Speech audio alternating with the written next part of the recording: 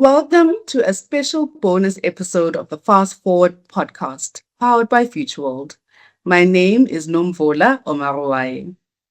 This week's episode is called The Power Pause. The Power Pause is about the conscious act of creating space before moving forward to gain clarity, perspective, and calm in a world that constantly asks us to move faster. This episode takes a quick pause from our usual programming, a moment to breathe, reflect, and recharge. This concept began as a Women's Month initiative at Futureworld. During this initiative, we published an insights piece and hosted an event where Ms. Mawisa shared her story and reflections on embracing the power pause, a reminder of the strength, wisdom, and influence that can be found in stillness. In this episode, we share the power pause. Our hope is that it stirs something in you too, in your own way. You can also read our article linked in the show notes. Let's take a moment and press pause.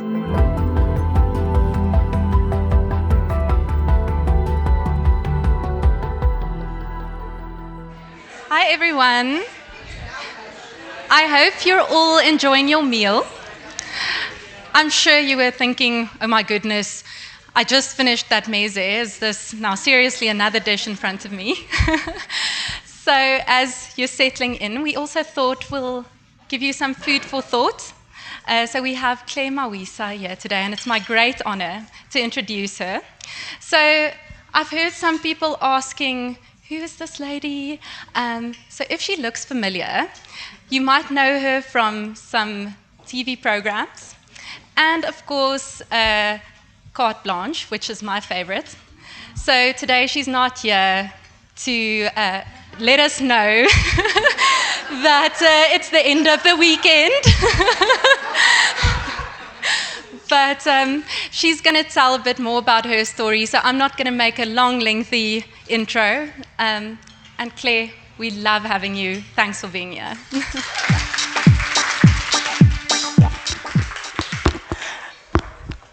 What if it is the end of the weekend? I'm not here to ask any tough questions, ladies. Good morning, everyone. And thank you so much. I mean, you guys look gorgeous, prettier than the flowers on the table. I'd like to just thank Futureworld for inviting me here today to this gorgeous brunch. And I don't know if they told you, this area, this space that we're in, this is the very first event that they're having with you. Isn't that fabulous? I thought that was absolutely fabulous. That's why the serving staff are panicking a little bit and making sure you guys have a great time. Anyway, I was invited by Futureworld to come and share my story on how I learned a lesson. And I know that everyone sitting here today has their own story, how they learned the same lesson. So for me, 7 plus 2 is 9. For you, 6 plus 3 is 9. 5 plus 4 is 9. But we all get there in the end. And my intention in sharing my story today is hopefully it will trigger a memory on what your story was in learning the lesson. Are we together? And so hopefully at the end of my little chat and after I've shared my story, you are more than welcome to ask me a few questions. And I'd also love to hear some of your stories on how you learned the same lesson, what your 8 plus 1 is. As Su-Ann so kindly said, yes, you might recognize me from Carte Blanche, but in prehistoric times when dinosaurs still roamed the planet, I used to model. Very long time ago, and that's how I got into TV presenting, and most people know me from there, and I joined TV presenting in 1999. But what people don't know is that I started my radio career at the same time that I started my TV career. People don't know that. I joined YFM in 1999, like a month after I started TV presenting, and I knew nothing about radio. And I joined the breakfast team at YFM in 1999 as the entertainment celebrity news girl. Because at that time we didn't have social media, and the Kardashians didn't Kardashian yet, so it was very important for me to tell you what was going on. And let me tell you, I was on only for like 2 minutes a day, but it was the best 2 minutes of my life, because as soon as I was in that studio, in that environment, I fell in love. It was the magic of broadcasting. I was absolutely enthralled by the music, the personalities, the sports stars, the personalities that were on air. Just being able to impact people immediately, I was captivated. And I loved radio so much more than I loved TV. And if I was at the bottom of the food chain, which I was in the radio world, the person who was at the top of the food chain is somebody we call a program manager. Now, the program manager in a radio station is a person that orchestrates all of those things that are happening, all those moving parts. They really are top of the food chain, head honcho. And so I loved my time there. But you see, there were some negative comments that came while I was there. I remember there was a time just after a staff meeting, we were standing and hanging around.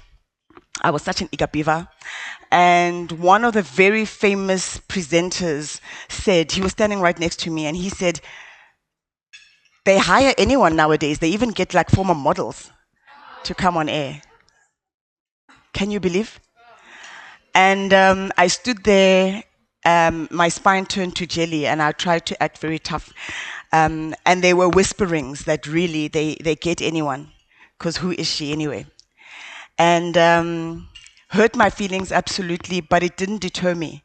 I loved radio, and I thought to myself, you know, I'm going to learn everything there is to know about this place. I'm going to know everything. And that's how my career in radio began. And I left YFM and I went to Metro FM, and I was at Metro FM for a few years, and I learned everything at Metro FM. I learned how to press all the buttons on the desk. I did graveyard shifts. I read the news when nobody could do it. I did every single thing, and I had a very supportive program manager who allowed me to learn every aspect of the business. And I went on to work and produce content for lots of other radio stations, Radio 2000, OFM, Algo FM, Heart FM, and I really was finding my place in the radio world, and I was carving my career, and I was loving every moment. And then in 2010, I got an incredible phone call. My dream radio station called me, and they were headhunting me. I know. I felt like that girl. And it was Kaya FM. And at that time, Kaya FM resonated with me, and I wanted to work there so badly, and I didn't know the way in. And who knew? Lo and behold, I get a phone call saying, Claire, we want you to come produce the biggest radio show on our station. And that was such an incredible honor. And so began my career at Kaya FM, and I worked harder in my time there than I'd ever worked in my entire life. I was at the office 7 days a week. I was at my desk at 4:30 a.m. My first team meeting in the morning was at 5 a.m. I left after sunset. I was there around the clock, because that's what radio is. And I had an incredible program manager who was my boss. I still believe he's one of the best program managers ever in South Africa. His name is Neil. And Neil took me under his wing, and he really helped me. And I grew in leaps and bounds. I'd never worked so hard in my life, but I was also being rewarded. My salary doubled, hello. And also, when you work really hard in an organization, they reward you by giving you more responsibility. And I started moving up, and hey, life was looking great.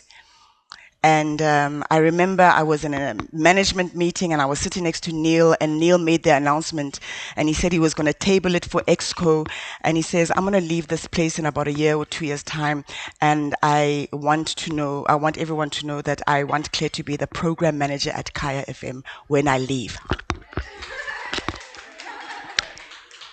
Dream job, dream place, like life was aligning.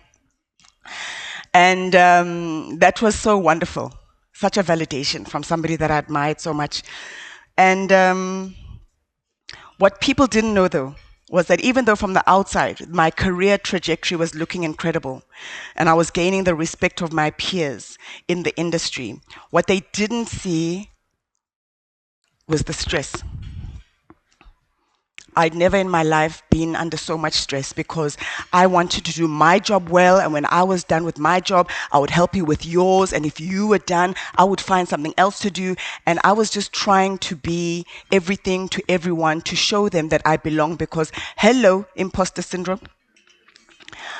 And so I was under tremendous stress.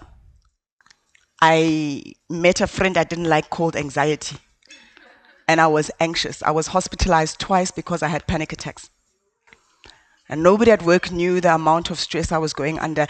Also, because I was at the station 24/7, I was missing so much. Friends' birthdays, bridal showers, baby showers, weddings, girls' weekends away, family vacations. I was missing all of that because I had prioritized this thing that I was chasing. I had now 25 years in the game, and I was about to touch the dream.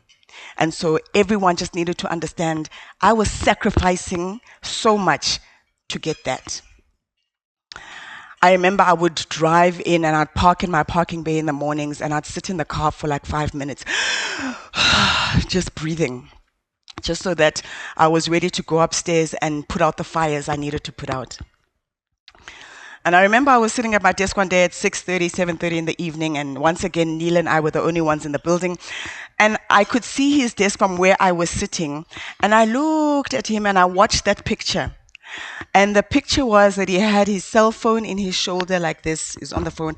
He had his landline on top like this. He had an unlit cigarette in his mouth, typing with one finger on a laptop, swearing at someone. And I watched that and I was like, is that what I'm chasing? Are those the forthcoming attractions? The next day, I handed in my resignation. Everyone was shocked, just like you are. No one was more shocked than me because I was this close to touching the dream. I was this close. And I don't even really know what overcame me. I didn't even know what motivated me. Death. I don't even know, but I handed in my resignation and I served my 30-day notice, and that was a daze for me. I don't even really remember what happened. And I remember my final day at Kaya FM was on a Friday. I drove home down Jan Smuts in tears. I could hardly see the road because I was sobbing. I could feel the physical ache. It felt like a breakup because I'd worked so long, so hard for this moment, and now I'm walking away, and I was starting to regret it. What had I just done? Was this a mistake? That was a Friday, Saturday, Sunday. Monday came around. There was no meeting to go to. There was no phone call to answer. There was no fire to put out, and it got really quiet really quickly. And suddenly, for the first time in a very long time, it was quiet. And the days got quieter and quieter. And I don't want you to think that quiet means peace. Because it was quiet, and I had space to think, but I was unsure. Life was uncertain. I didn't know what the next step was. I was doubting myself. Had I done the right thing? Oh my goodness, what's happening? Anxiety on 1,000. And I had lots and lots of questions. But if anyone here goes to therapy, they will know that it's so uncomfortable when your therapist calls you out on your nonsense. I needed to call myself out on my own nonsense. What had I done? What should I own in how I got to that situation? I couldn't blame the business. What do I own? And I realized on reflection, I had like 3 big nuggets that stuck out to me. Number 1, I was doing all of that just to prove a point. I was working so hard, I was dedicating my life just to prove a point to that guy who I no longer even see at 1999 YFM after the staff meeting. And I was doing it to prove it to myself, right? That I could do it. That I wanted to shut everyone down, and I didn't want anyone to doubt my credentials. That's why I was motivated. The second thing I realized also was that I was driven by ego. It was such an egocentric, driven life. I wanted the title. I wanted to be the first black female program manager on a commercial radio station. I wanted it because I knew it would impress people. That title was more seductive than Jason Momoa. I wanted the business card that said Claire Mawisa, head of content, Kaya FM. I wanted the corner office. I wanted the parking bay with my name on it. I wanted it. But what looked good on the outside felt like rubbish on the inside. I was chasing it for what? For who? For people who didn't even know or care. And the final thing I realized during that time was that I didn't feel like I had a bit of a purpose anymore.